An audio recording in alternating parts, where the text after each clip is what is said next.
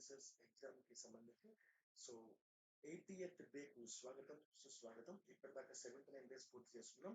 And ఈ రోజు మరొక మైల్ స్టోన్ కి మనం రీచ్ కాబోతున్నాం. 2400 మార్క్ కి మనం రీచ్ కాబోతున్నాం. సో లేట్ చేయకుండా అండ్ ఈ బిట్స్ లోకి వెళ్ళడానికంటే ముందు ఏబిపిఎస్సి పేపర్ 1 కి సంబంధించి ఒక న్యూ సిరీస్ అనేది స్టార్ట్ చేయడం జరిగింది. ఎవరైతే ఈ విషయాన్ని ఫస్ట్ టైం వింటున్నారో వారి కోసం నేను చెప్తున్నాను. ఆ న్యూ సిరీస్ సెప్టెంబర్ 2 నుంచి స్టార్ట్ అయింది.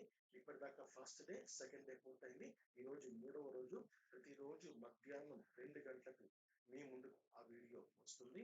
అండ్ ప్రతి వీడియోలో కూడా ABPSC paper 1 related first 8 points అంటే పేపర్ 1 లో మొత్తం 10 పాయింట్లు ఉన్నాయి. 10 పాయింట్లలో ఫస్ట్ 8 పాయింట్స్ నేను ప్రతి ఒక పాయింట్ సంబంధించి 5 బిట్స్ ని నేను గ్యాదర్ చేసి మొత్తం 10 పాయింట్లలో అంటే ఫస్ట్ పాయింట్ లో ఇంటర్నేషనల్, నేషనల్, స్టేట్ 3 ఉంటాయి కదా, అలా మూడింటికి ఇండివిజువల్ గా 5 పాయింట్స్ నేను తీసుకున్నాను.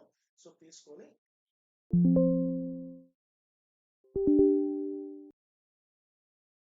ఇండివిజువల్ తీసుకొని సో మొత్తం మీద 10 పాయింట్స్ కి సంబంధించి ఈచ్ 5 బిట్స్ చొప్పున మొత్తం 50 బిట్స్ అనేది నేను మీకు అందిస్తున్నాను.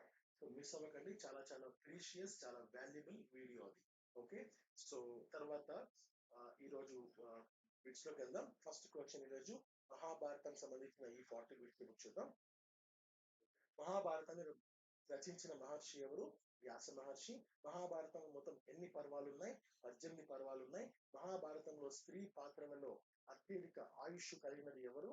కుంతి. భీష్ముని అసలు పేరు ఏమిటి? దేవవ్రతుడు. పాండవులు అరణ్యవాసం చేసిన కాలం ఎంత?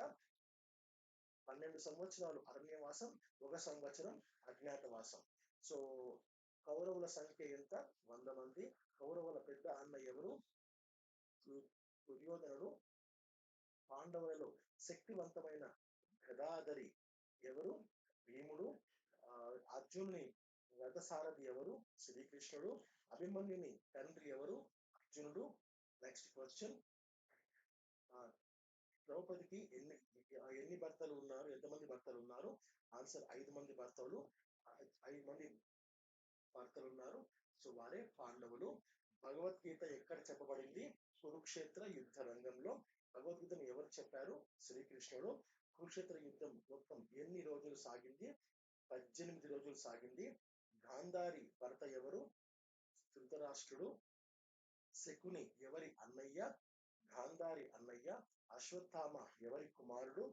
ద్రోణాచార్యుడి కుమారుడు. కర్ణుని తల్లి ఎవరు? కుంతి. కర్ణుని తండ్రి ఎవరు? సూర్యదేవుడు. మహాభారతానికి మరొక పేరు యము. నెక్స్ట్ క్వశ్చన్, పాండవుల తండ్రి ఎవరు? పాండురాజు. కౌరవుల తండ్రి ఎవరు? ధృతరాష్ట్రుడు. ద్రౌపది జన్మించిన స్థలం ఏమిటి? యజ్ఞకుండం. ద్రుపదుని యజ్ఞం. ద్రౌపది తండ్రి ఎవరు? ద్రుపదుడు. అర్జునుడి యొక్క మరొక పేరు ఏంటి? పార్థుడు. భీముడి తల్లి ఎవరు? కుంతి. అర్జునుడికి గురువు ఎవరు? ద్రోణాచార్యుడు. తర్వాత 2388, దుర్యోధనుని స్నేహితుడు ఎవరు? ఆన్సర్ కర్ణుడు.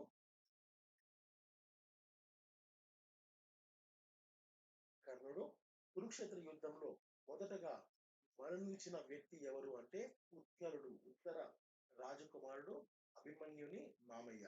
తర్వాత 2390, భీష్ముడు యుద్ధంలో పడుకున్న మంచం ఏది? బాణశయ్య మంచం. నెక్స్ట్ క్వశ్చన్, భీష్ముని మరణానికి కారణమైన పాండవుడు ఎవరు అంటే అర్జునుడు శిఖండితో కలిసి. కౌరవులలో అతి చిన్నవాడు ఎవరు? వికర్ణుడు. ద్రౌపది వస్త్రహరణం సమయంలో కృష్ణుడు ఏ రూపంలో సహాయం చేశాడు? అనంత వస్త్రాలు సమకూర్చాడు. అభిమన్యుని భార్య ఎవరు? అభిమన్యుని కుమారుడు ఎవరు? పరిషితుడు. పాండవులు వనవాసం చేసినప్పుడు వారిని మొదట కలిసిన ఋషి ఎవరు అంటే ఆన్సర్ వ్యాస మహర్షి. శల్యుడు ఎవరి అన్నయ్య? మాద్రి. నకుల సహదేవుల తల్లి మాద్రి. సో నెక్స్ట్ క్వశ్చన్, యుద్ధంలో ద్రోణాచార్యుడిని చంపిన వాడు ఎవరు? దృష్టద్యుమ్నుడు. ఇక్కడ ఈ బ్రాకెట్ లో ఉన్నది దయచేసి ఇగ్నోర్ చేయండి. ఇది నాకు క్లారిటీ లేదు, సో అది పొరపాటుగా టైప్ అయింది. సో దీనికి ఆన్సర్ శల్యుడు ఎవరు అన్నయ్య అంటే మాధురి. ఇది మనం గుర్తుపెట్టుకోండి. Next question.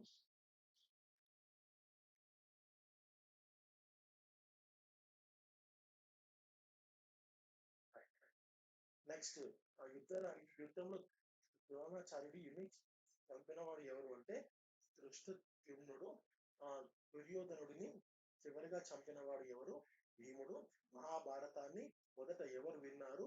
జనమేజయుడు పరిషితుడి కుమారుడు.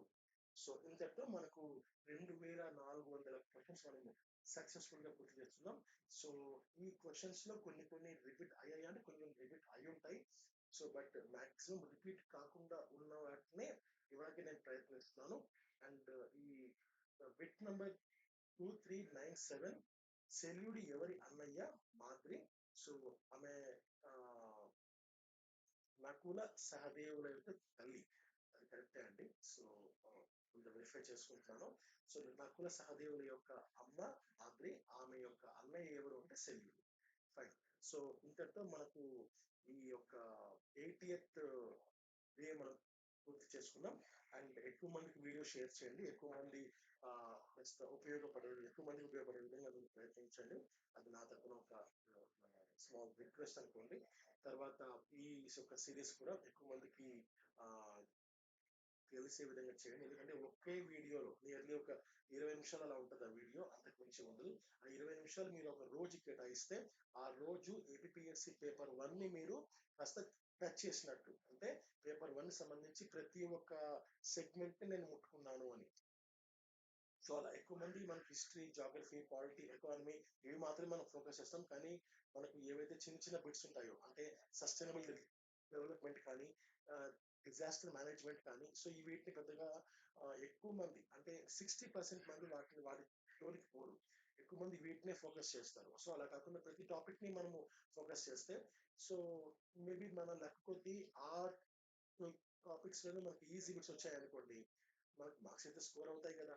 సో మనం ఇంత కాంపిటీషన్ ఉన్నప్పుడు మనం ఛాన్స్ తీసుకోకూడదు. ప్రతి టాపిక్ ని మనము మైండ్ లో పెట్టుకోవాలి. సో ఆ సిరీస్ లో మిగిలిన విషయాలను నేను మీకు చెప్పడం జరిగింది. Thank you so much. Have a great day. నమస్తే. జై హింద్.